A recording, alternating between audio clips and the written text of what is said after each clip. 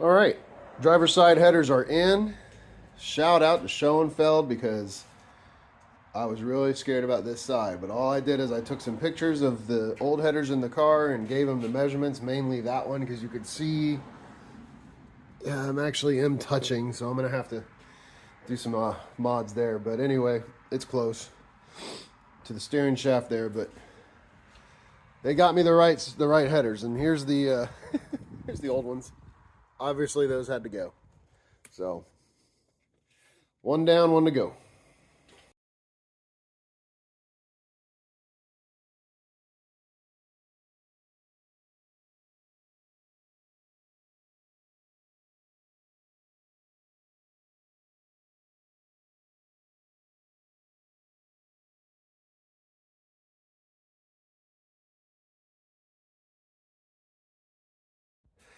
All right, passenger side is also done.